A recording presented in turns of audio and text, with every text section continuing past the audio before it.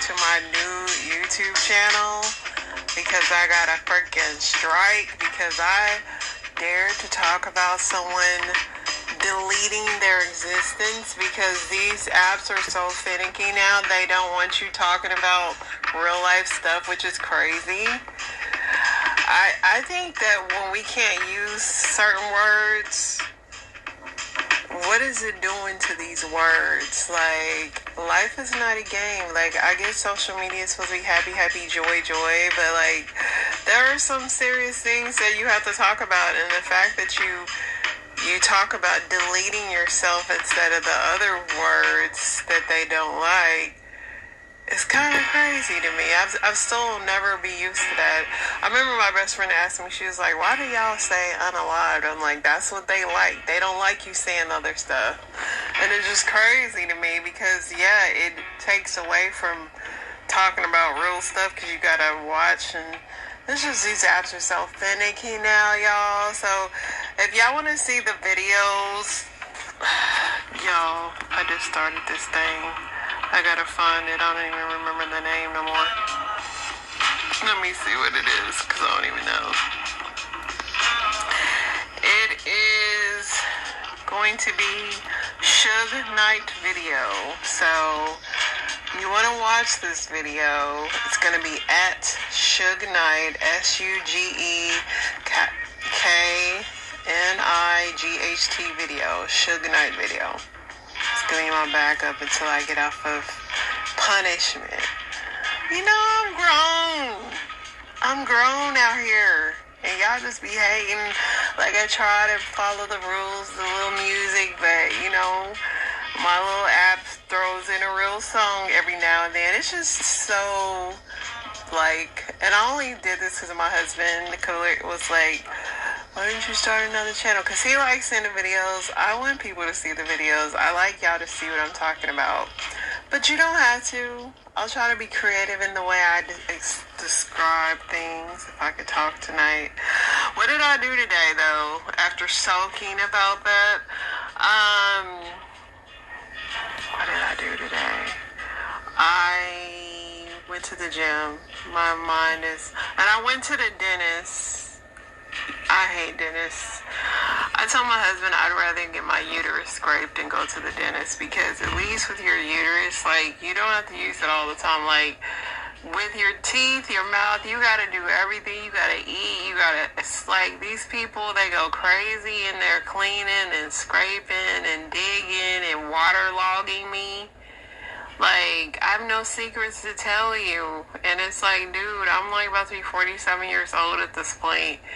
I'm not getting anything done to my mouth. Like, I'm not, this is me. I still got all my 32 of my teeth, and I regret that every time I go to the dentist. Like, why do I have so many teeth?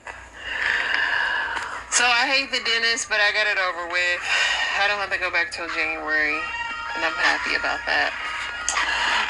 So I can just pretend that I'll never have to go again. But other than that, and then everybody in my neighborhood was like doing things. There was roofing and people were getting shingles, and it was so much work going on that I cannot get any rest. It's just a day. But other than that, and then my son lost the key to his car, so I was searching for that forever. I have no clue. It's somewhere in our house. It's going to turn up with them in the most random time, but luckily we got a spare. But with that child, you need more than one key. So, yeah, this has been a day. It's definitely not been boring, I can say that. But I'm maintaining, y'all. You know, that's what it's all about, maintaining.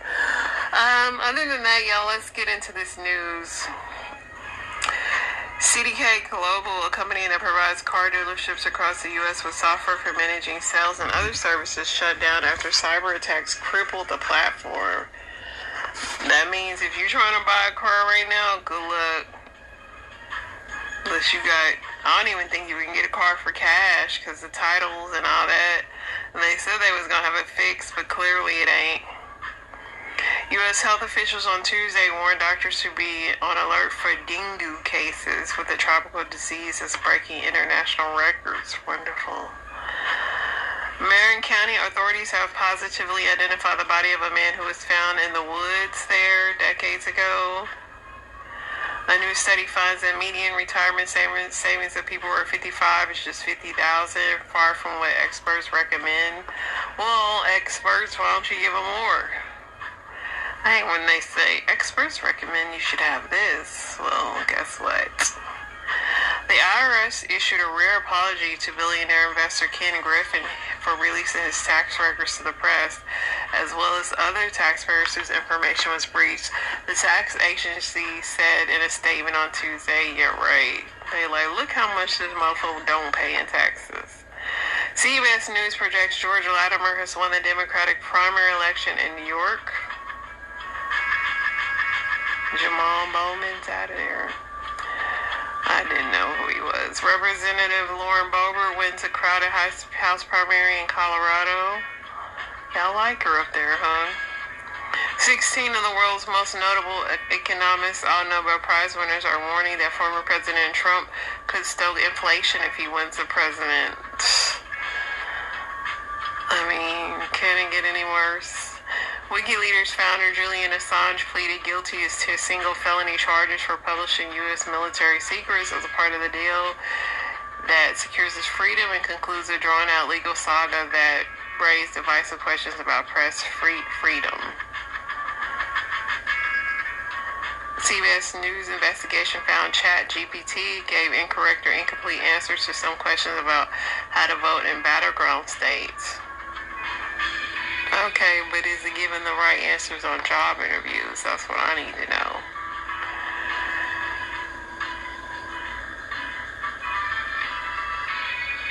Gina Reynolds, a celebrated actor and honorary Academy Award recipient, is suffering from Alzheimer's disease, her son, the filmmaker, said.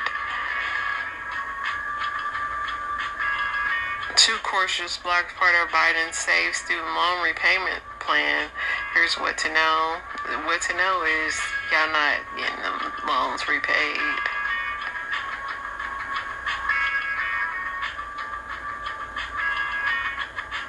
Gun violence is the leading cause of death among children and adolescents since 2020 and has prompted the Surgeon General to issue a first ever public health advisory.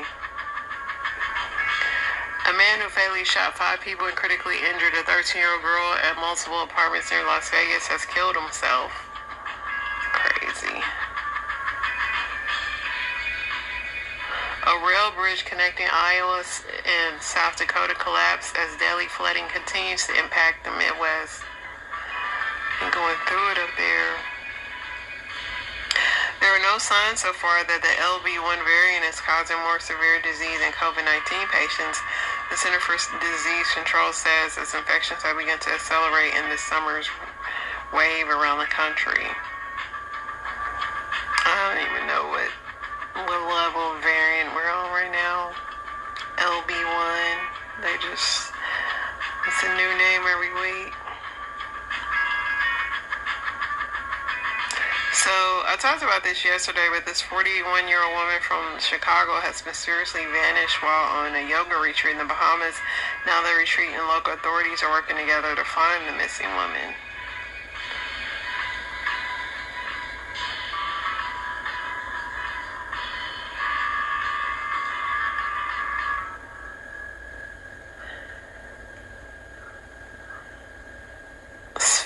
Agencies spend billions every year replacing sand on the beaches. Some experts say it's a waste of tax money.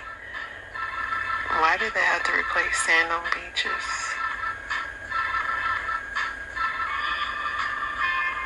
Maui's mayor wants to block condo owners from renting properties to tourists. Instead, he wants them to rent long-term to locals to address housing shortage that reached a new crisis after the deadly wildfire. I mean, as they should. But you know how that go. Tourism is killing Hawaii for sure. I mean, I know it brings some money, but the locals are suffering. But that's like every tourist spot, right? Attorneys for Alec Baldwin argued that the government's destruction of the prop gun that discharged while he was using it to rehearse on the set of Rust warrants the dismissal of the manslaughter charge brought against him in the aftermath. I mean, if it don't fit, you must acquit. I mean, why would y'all destroy the very thing that killed the lady? Ford is recalling more than 550,000 pickup trucks in the U.S. because the transmissions can unexpectedly downshift to first gear no matter how fast the trucks are going. Do that mean you getting a new transmission? I need to see. My husband got one of them, okay? Lupita Nyong'o discusses how she overcame a lifelong fear for Quiet Place. I'm still out on Lupita because she's dating that married guy, and I just don't like that. I know. Tesla issues 2 recalls of its Cybertruck, bringing the number to 4.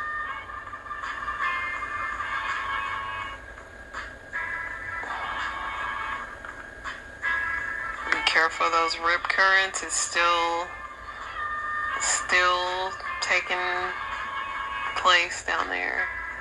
Photos from FBI's Mar-a-Lago search show Donald Trump's keepsake alongside sensitive records.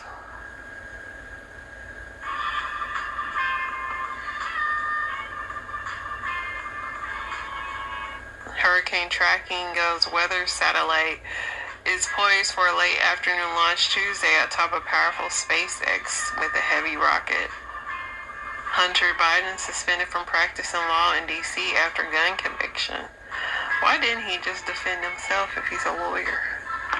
Olympic gold medalist Athene Mu will miss the Paris Olympics after she fell during the women's 800-meter final. Well, that sucks.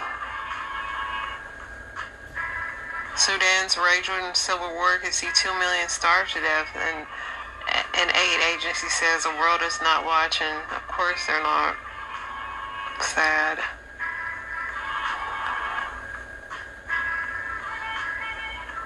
A man is in custody on attempted second-degree murder charges after he allegedly attacked another person with a hammer.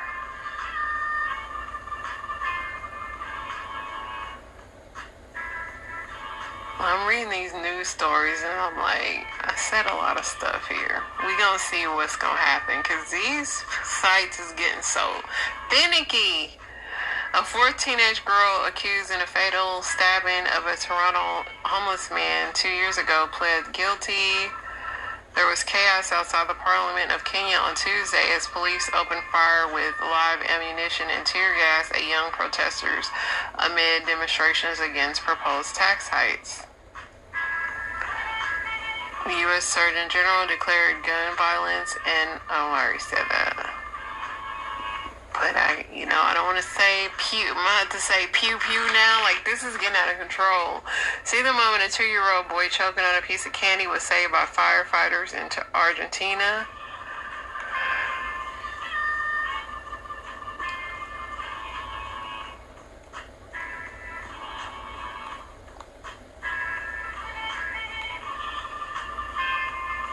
Alright. Let's get into what I liked on this app, y'all.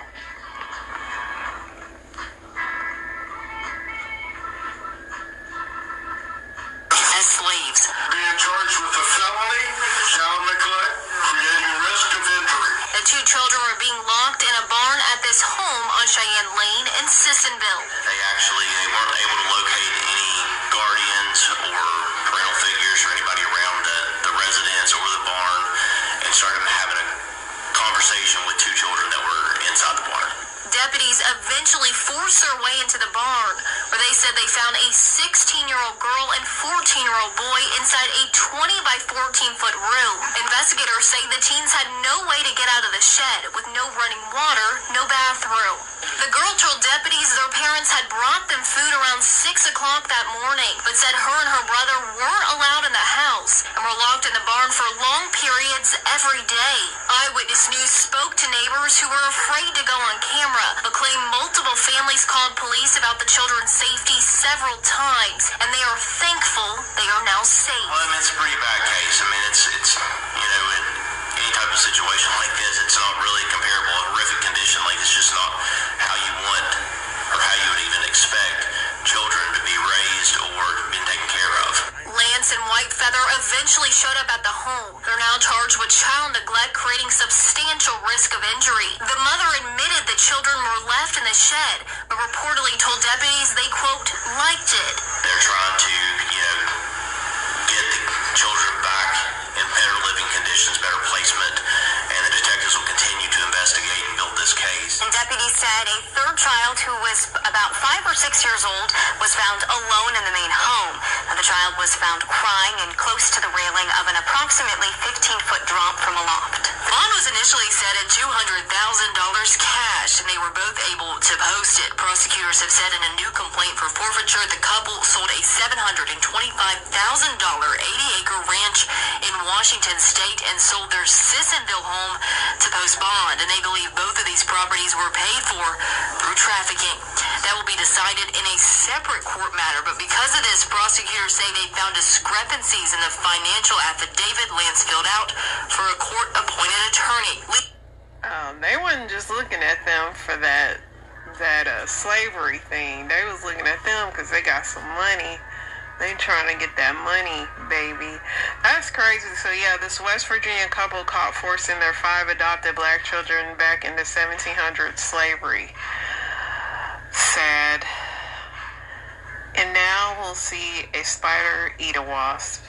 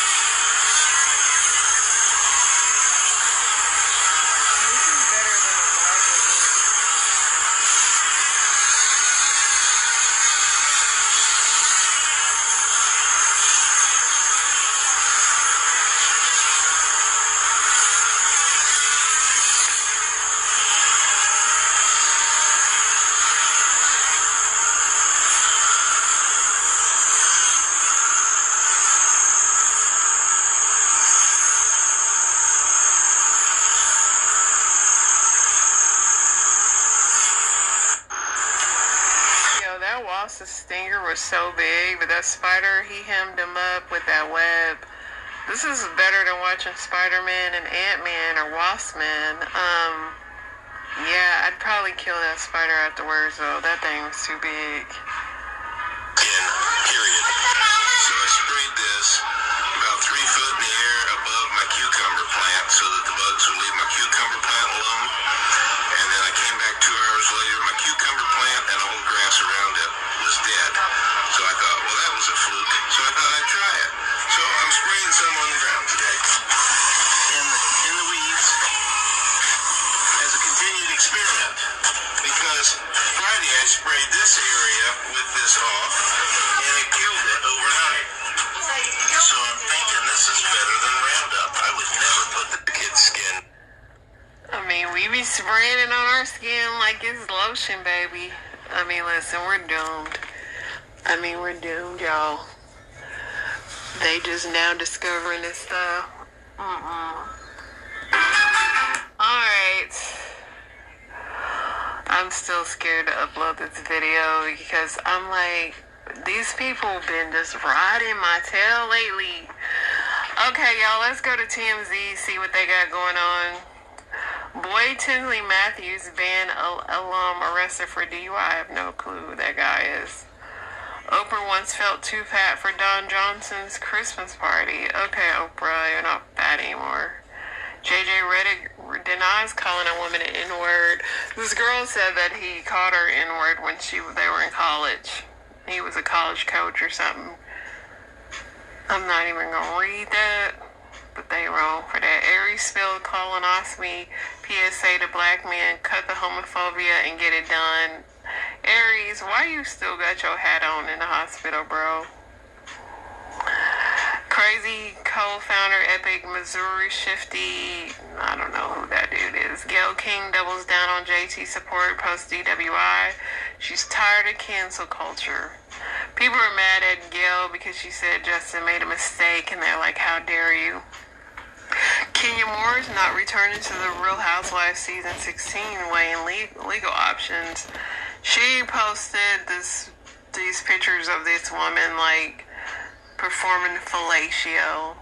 As much as I read these Reddits and these people never trip, but they tripped about the deleted conversation is crazy. Six Flags over Texas, boy falls off Roaring Rapids ride, saved following a malfunction. Joy Behar, don't drugs scream Biden, Trump needs a lie detector test. Paul Mitchell's son Angus' cause of unalignment revealed as an accidental pool drowning.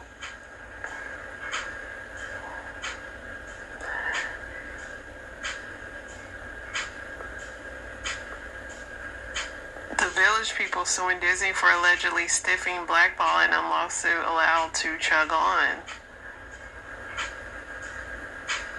Obama's half-sister Alma hit with tear gas on live air during protests in Kenya.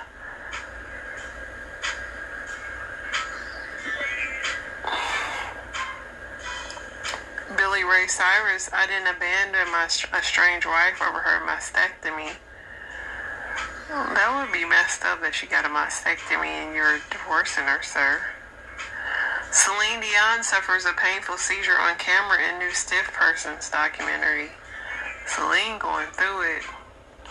Kevin Costner, I don't need all the Yellowstone drama. Kevin Costner's like, I don't need that show.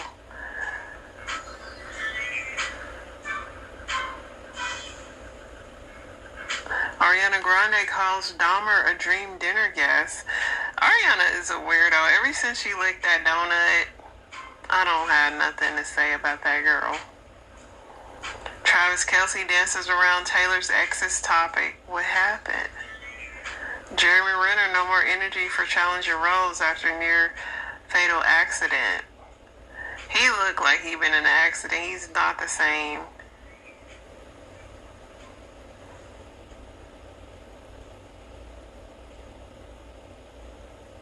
Justin Timberlake is chilling after his DWI arrest.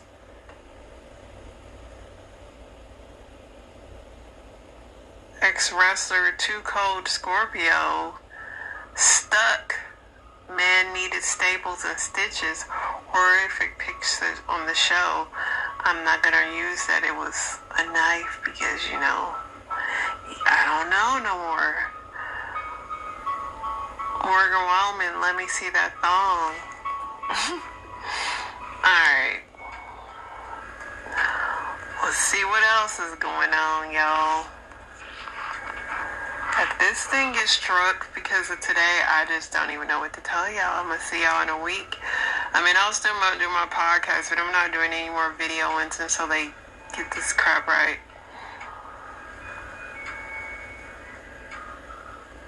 Video footage of a Nigerian pastor ascending to heaven, leaving his congregation behind. Okay. Naughty going through a hole. He better not come back after this either, y'all.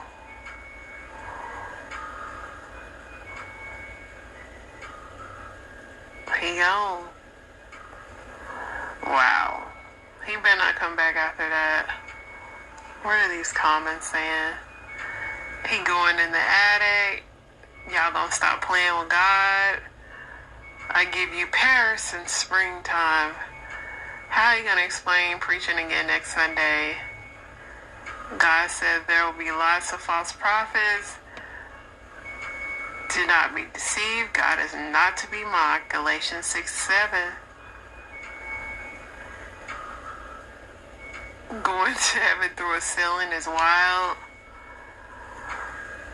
There's literally a cord pulling him up through the ceiling. Somebody said if he left his phone, I bet he'll be right back. That is wild. I would be so afraid to play like that.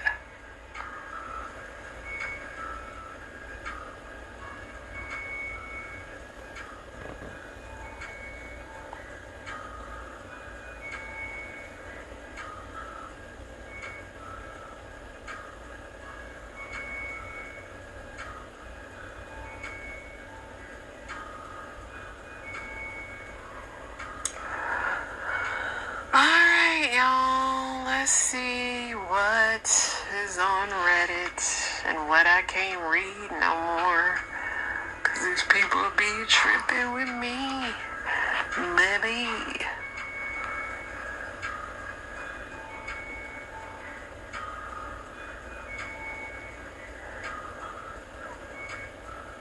You could have 5,000 of anything that starts with a Y. What would you choose?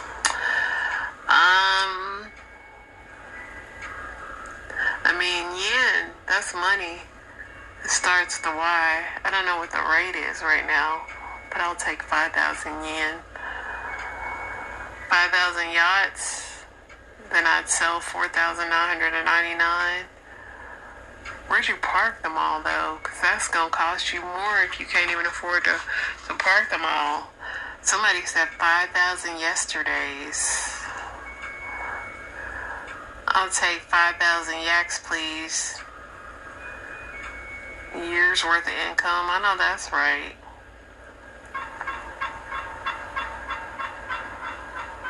Yetis, yogurt, years of compound interest on my current saving. I mean, if y'all saying years, then I would like 5,000 years of money to go through my generational wealth from my family and my friends.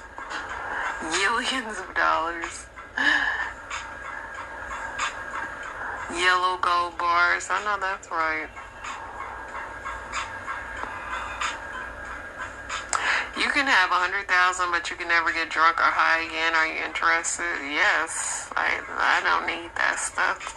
I'm high on life, baby. What secret are you currently hiding from someone that you're willing to share on Reddit? Well, I'm going to read y'all secrets.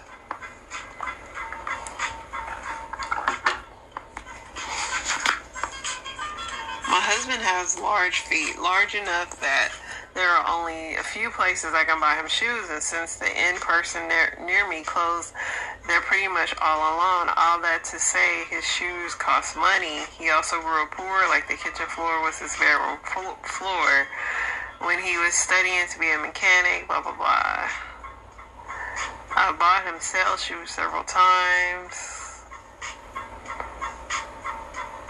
Okay, so you can't afford the man's shoes. I don't know why that's a secret.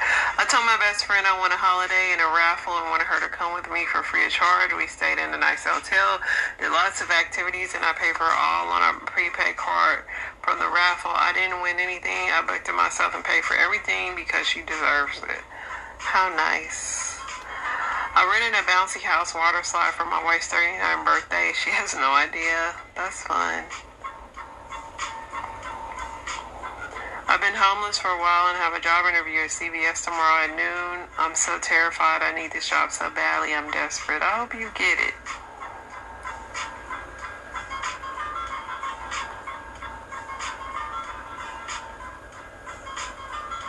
I split my cat's treats in half. She's a chunky girl and she'll never know.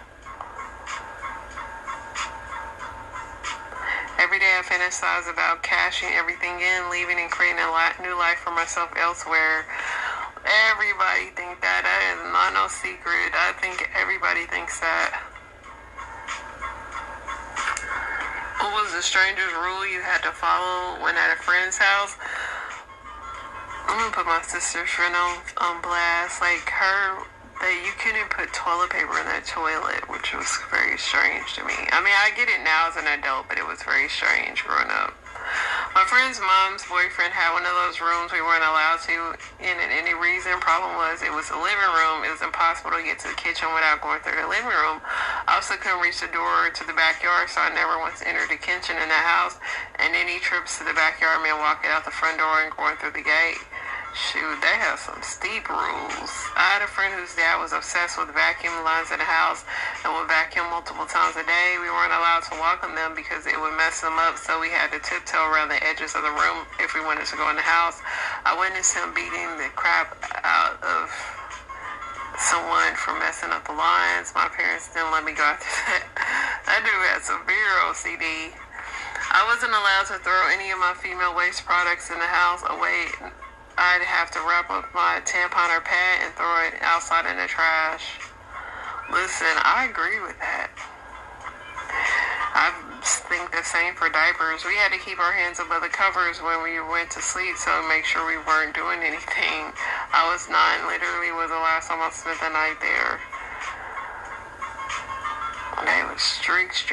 Never use decorative towels in bathrooms to dry your hands. Problem, they were the only towel. Stayed at a friend's house one night and the family communicated exclusively through whispering, not just hushed voices, but full-on hand-to-ear, serious mind deaf. No one was allowed to swim in a swimming pool because it was only for decoration. I bet my husband feels like that when he has to clean the pool. Shout out to my husband who keeps the pool clean. We have to say that all the time because the man works hard.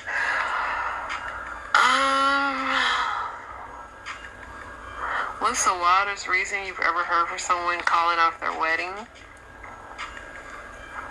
My grandma's twin sister kept the wedding date but switched grooms. Her sweetheart was thought to be lost at war and he miraculously showed up over a year later.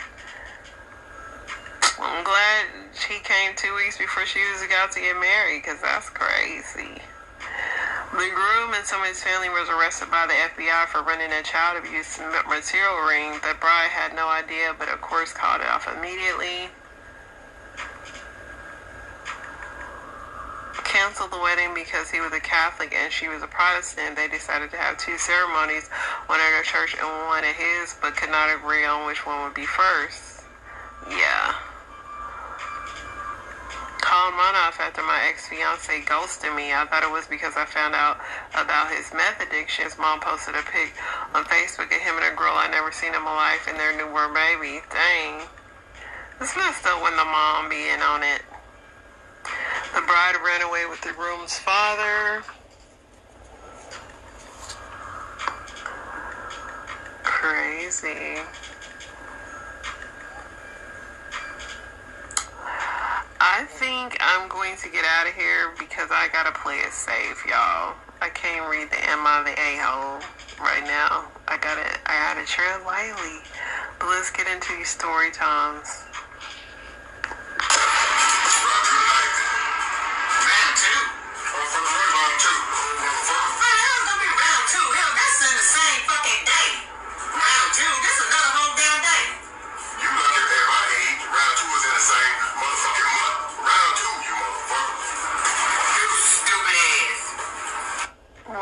Something my husband would say to me. Isn't it romantic? I mean, he wouldn't say it that harsh, but my husband, like, when he got his mind on what he doing, the do gonna happen, okay? And they just put you on notice, like, just so you know. And it's like, man. Story time on how my kids aren't allowed to play with the next door neighbor kids. Please, you guys, listen to this fucked up story. So last summer, I had these 2 kids over my house every fucking day, from sun up till sundown, literally. Did their parents ever check on them? Fuck to the fuck no. Not once. I thought that was super fucking weird. When my kids ate lunch, the kids ate lunch because I didn't want to leave anybody out. They played in my pool, they played in my sprinkler, I gave them towels. They're playing with my kids' toys, they're playing on our jungle gym, like they're having a good ass fucking time. As long as my kids are happy, I guess, you know? One day, their dad ordered like 5 boxes of pizza, and I was like, oh, he probably ordered it for you guys too. Me thinking because I take care of your kids literally every day and I'm a free fucking babysitter. But he called his sons over to eat. They come out, and I'm like, oh, your dad Dad didn't buy for everybody? No, we just got done eating 7 pieces each. And I was like, oh, that's pretty rude. And I walked back in the house. I got fed up. So I texted their mother and I said, you know what? Do you understand that your kids are over here every single day?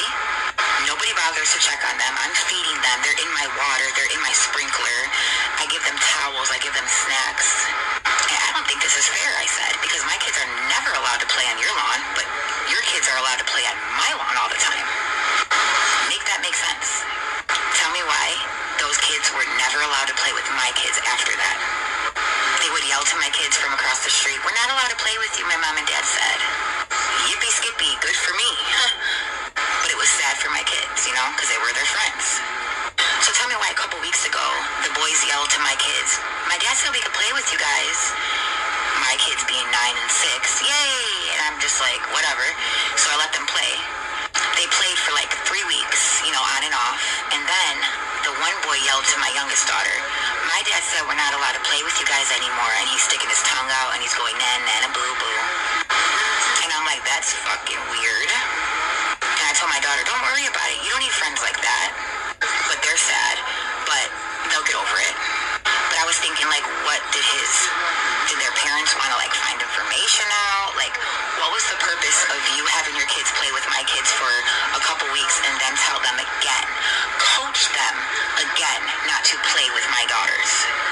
They couldn't even look at my kids. When I called out the mom last year, they couldn't even look our way. It was so weird. I don't know, these people on here, they're a different breed because I just don't understand this.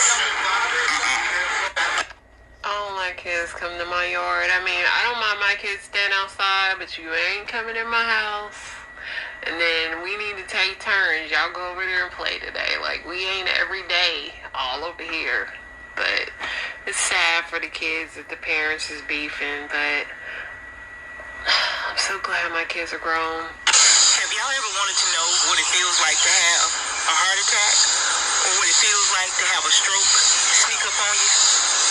Well, if you answered yes, then you're in the right place. Now, first of all, let me disclose, I'm not a medical doctor. I'm just a gal who has been through some stuff, and I wanted to share it with y'all. Y'all been in my DMs asking me questions, so I'm going to let y'all know today.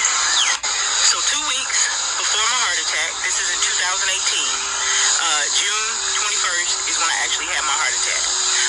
But 2 weeks before that, the symptom that stood out the most was I was extremely fatigued. I was tired. I was just so tired, didn't know why I was exhausted. But because I was a field agent, it was the summertime, I'm like, hey, that's why I'm tired. The sun is beating me down like a baseball bat. Anyway, but I felt really tired. I remember having upper abdominal pain. I remember shoulder pain, right arm pain, back pain, feeling nauseous, headaches, a little dizziness, somewhat like the symptoms of the flu. So that's when I started saying, I think I'm coming down with the flu. So fast forward 2 weeks later, day of the heart attack, I'm in the office. I just start feeling really queasy. My head is hurting. I'm feeling real queasy. I tell my coworker, I say, hey, I'm going home. I'm going to finish the day at home. And that's what I did. I came home. I started feeling like some light pain up here in my chest. Not directly over my heart, just a constant, consistent, light pain that kept coming and going. Still didn't think anything of it. I'm like, hey, I've had the flu before. I've had pleurisy, so this feels like that. Long story short, my daughter ends up coming into my office to take me to the doctor because my husband had called her and told her to go ahead and take me to the hospital after I had continuously said I didn't want to go. As she comes in the office, I start getting jaw pain on the left side of my face.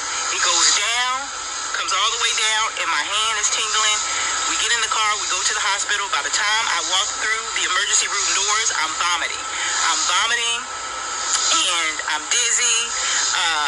They put me in the triage. They give me a bracelet and tell me that I'm having palpitation is because I'm nervous and I'm sick.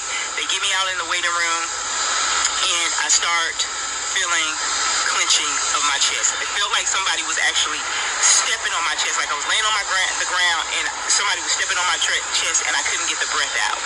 By this time, I say this, the triage nurse gets me, takes me back. I start feeling like a rush through my body. And we noticed that the heart monitor, my BPM had got all the way up to like 178, 180, really fast in a short amount of time.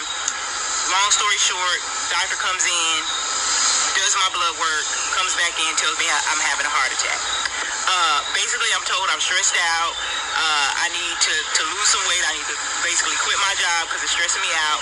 And I need to make some adjustments. So I try to make these adjustments.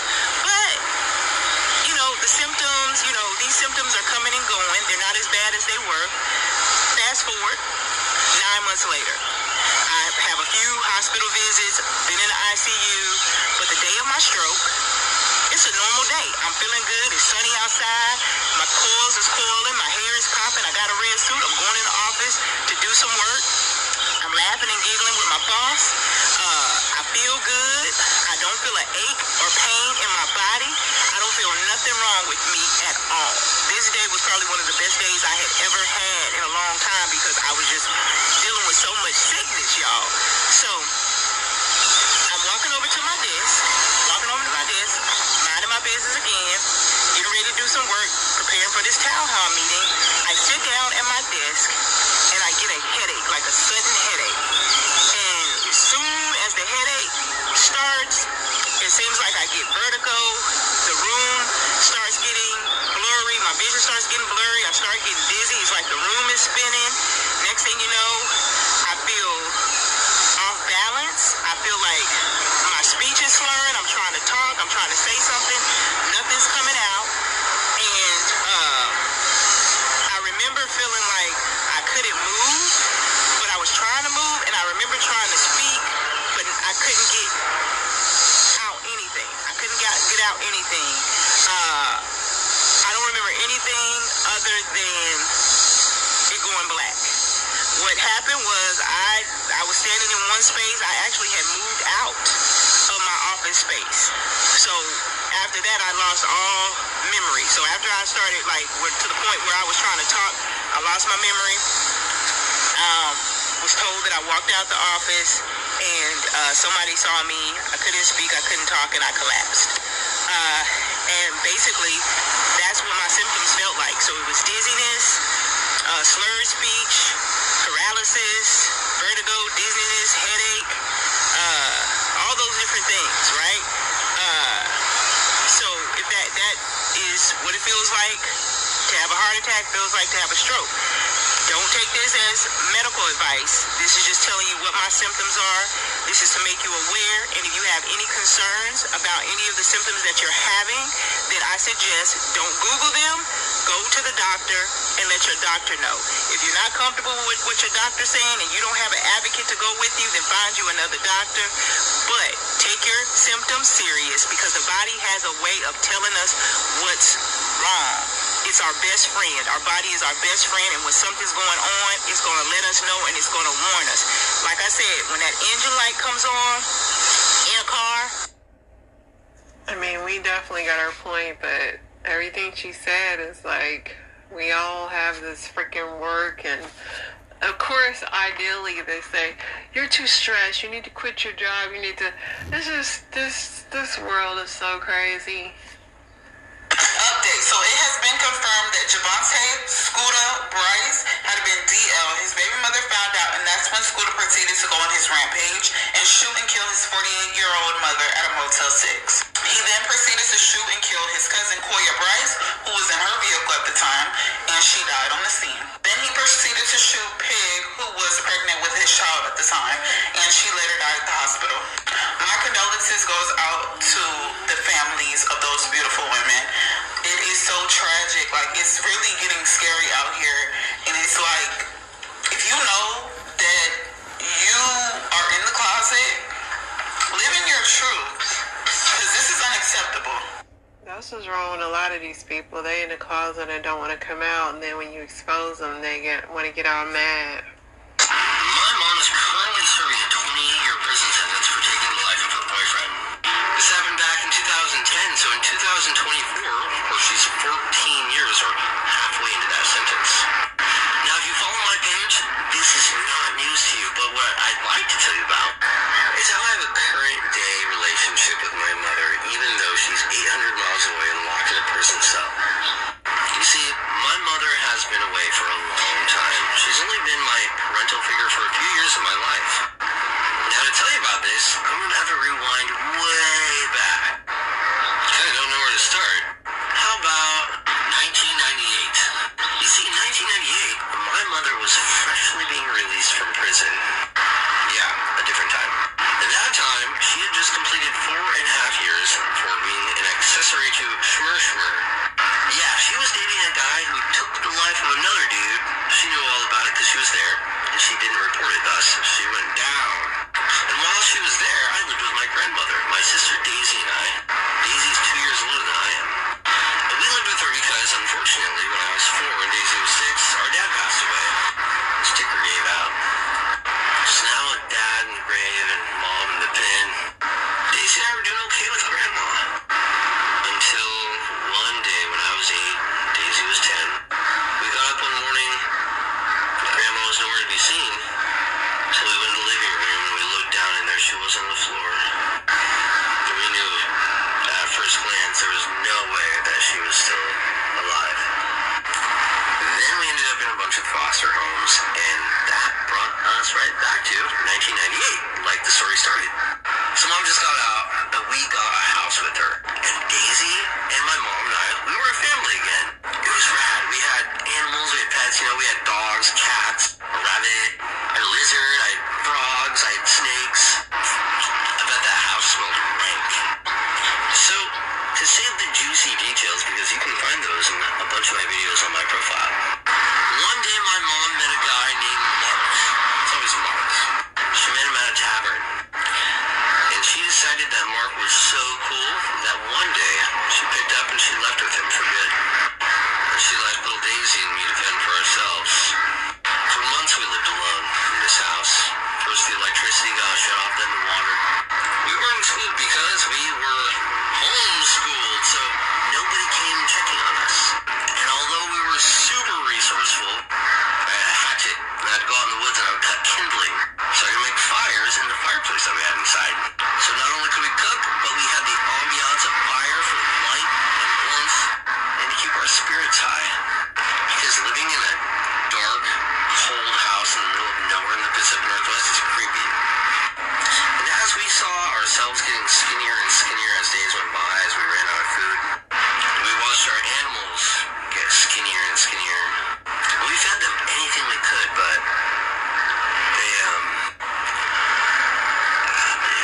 they started passing away. So not only were Daisy and I left with being in a survival situation, true, pure survival, but we had to deal with the fact that our mother had just truly abandoned us. And seeing our pets in that situation, it made it a million times worse. So when we finally ran out of every single morsel of food in the house, we exhausted every resource that we had. We just started filling our stomachs with water from the neighbor's hose. And we would fill our stomachs as full as they could get. Not a morsel of food could fit our bellies if we had one. And then with all that water in our bellies, they would jiggle and make sloshing sounds. And we thought it was hilarious. We would just run around the living room, sloshing our bellies in front of the fire. And although we knew our mother wasn't coming back, we still held out some sort of hope that she would. Because she loved us. She told us all the time. And although she traded our Christmas presents for illegal substances, we didn't question her love. And when she left us for good, that's when we started questioning her love. But we didn't want to believe it.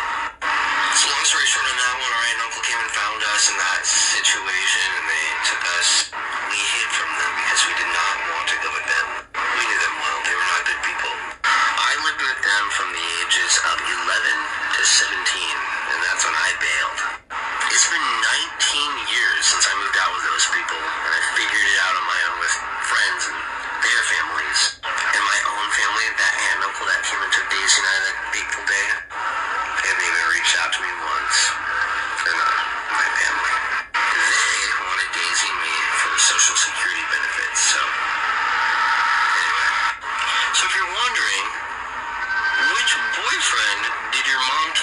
life up to end up in prison again.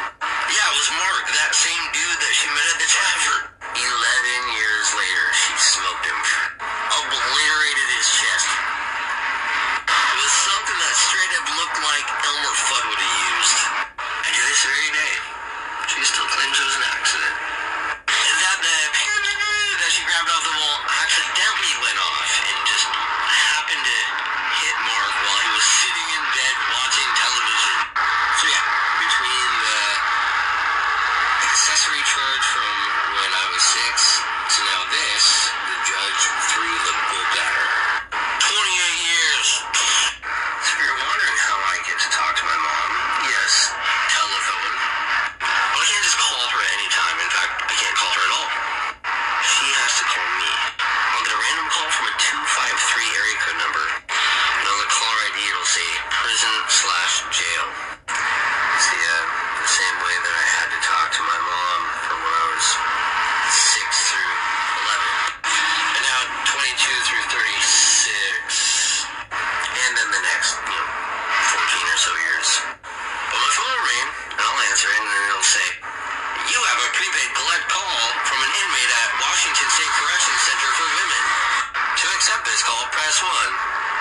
And when they connect my mom on the other line and she starts talking, she's always in good spirits. She is my mom after all. It's crazy to me to just think about the fact that, she's been locked away in a box, being told what to do at any and every moment, with next to zero autonomy. She's beat breast cancer twice now. She had a double mastectomy last year. And the last phone call that she had with me, just yesterday, she told me she got to ring the bell. Ding, ding, ding, ding. The cancer-free bell. And although I know that my mother has been involved in some heinous crimes in her life, that doesn't matter to me at all. As selfish as it may be,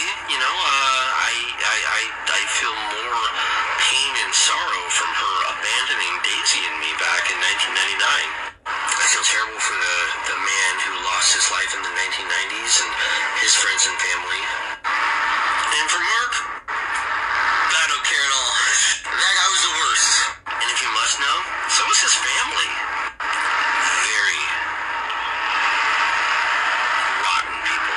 And as I've said before, as terrible as it is to speak ill of the dead, I'm not sorry one bit about Mark. But my mom, kind of tears me up, just knowing that she's locked away. But as I was talking to her on the phone yesterday, I said, "Hey Mom, there's this thing that you don't know about. It's called TikTok. It's this Chinese app that they keep trying to ban." However, I told a few of my candid stories, and a few of them have got a lot of responses, a lot of really positive, terrific responses. And I told her, "Hey Mom, I'm being honest here, and it doesn't always paint you in the best of light." And she said, "That's okay. It's your story." And I don't know why, but that felt amazing to hear from her to say, I'm not here to bash my mom, I'm just telling you what happened. And I said, "Mom, one of my videos got over 100,000 views. If you could tell 100,000 people something, what would it be?" And she said, without skipping a